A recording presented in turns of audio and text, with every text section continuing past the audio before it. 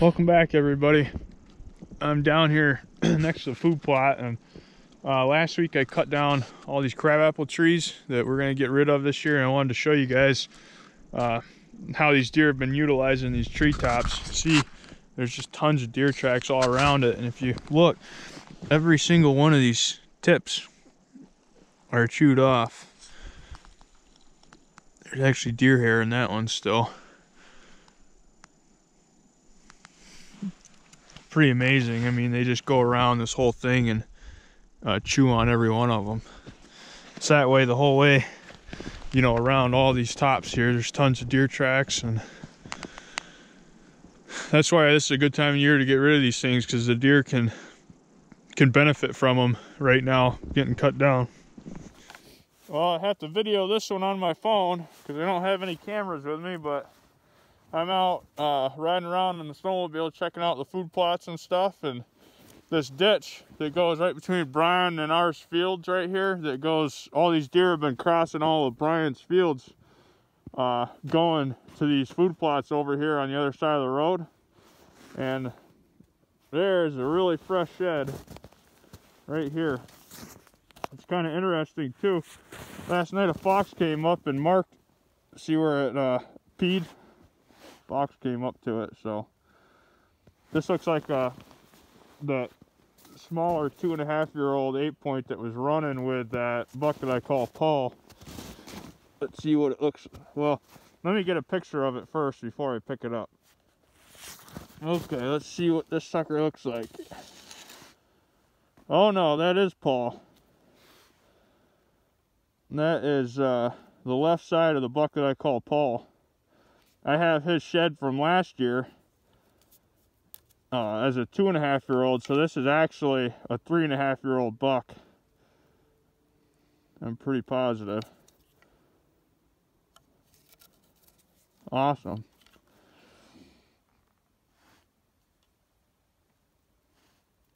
Awesome find.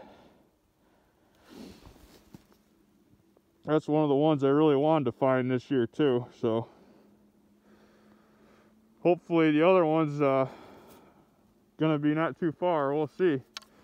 I went and checked the trail camera over there on the food plot, so we'll see if he still has the other side on or if both of them are gone.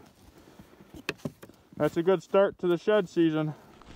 Last night I had a beautiful red fox come down here through the swamp below the house, and I was able to get a shot on it with a 6.5, and the shot was only like 90 yards, and my 6.5 sighted in to hold dead on at like 450 yards, so I had to aim low, but he was standing right over here, and we got a good blood trail right through here.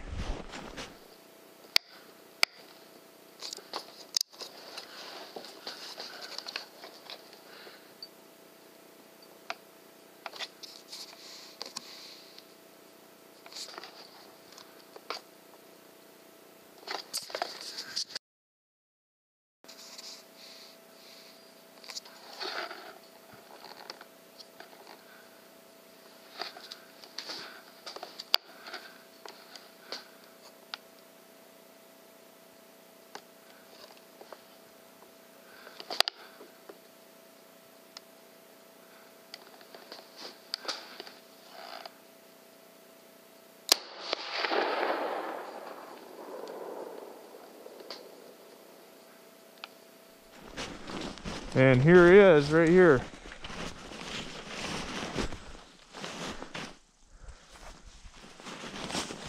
Good looking red fox.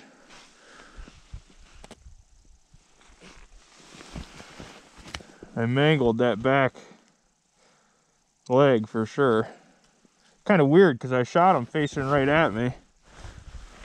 I was hoping to hit him right here in the chest, but it must have went right.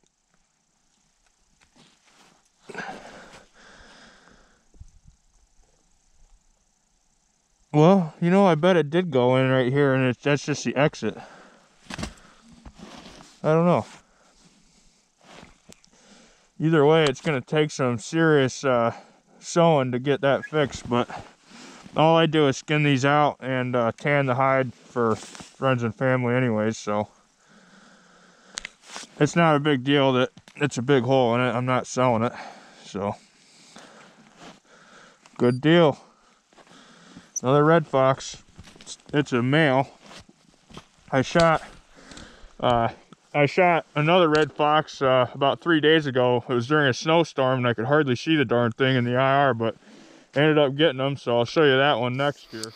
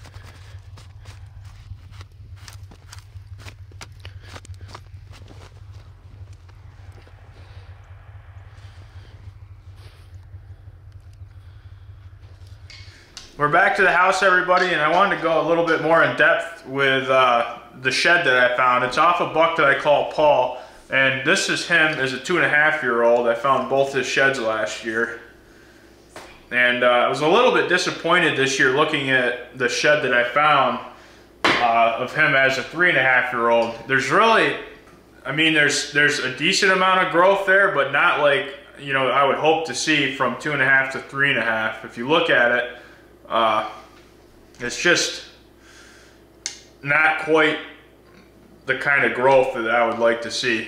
They're very, very similar, and I know for a fact it's the same deer without a question. He actually was a buck that ran with Big Brow, the buck that I killed with a rifle down here in the red brush. And this is a buck that spends hardly any time on our property. This deer summers over on our neighbors behind the racetrack, and then he spends most all of his fall over on the other neighbors right here behind the house. And the only time that we pull this deer is when it gets cold and snowy and he comes over to the food, just like Big Brow. Big Brow didn't spend any time on our property hardly at all. The only time he ended up on ours is when it got cold, as did this deer that ran with Big Brow. And this deer is going to be a 4.5-year-old next year. And I'm looking forward to seeing what he turns into. I'm hoping that he puts on a lot of inches between this year and next year, but we'll see. I know his other shed's going to be right out there somewhere. I have all kinds of trail camera footage of him in these food plots down here. So it's a deer that I'll really be looking forward to seeing next year. And there's a few other bucks that we're running with him. There's another 2.5-year-old 8-point that's kind of a tall rack, but not nearly as wide as this buck that's running with him, that I'd like to find his sheds as well. But the reason I call this buck Paul is he's got a lot of palmation right here in on the inside of his rack, right in this area. So that's why I called him Paul. His other side actually has even more. Hopefully I'll be able to find that. And it's kind of cool to have you know, each year shed. You know, there's no doubt that this is him as a 2.5-year-old and then him as a 3.5-year-old. It's very easy to tell they're the same buck. I'll lay them on the table for you. But I hope everybody enjoyed the video, and I've been having a lot of fun predator hunting right here from the house. That ATN scope has been sweet. I'm having a lot of fun with that. I still have my fingers crossed that we can connect on a coyote here again at some point, but we'll see. Thanks for watching, everybody.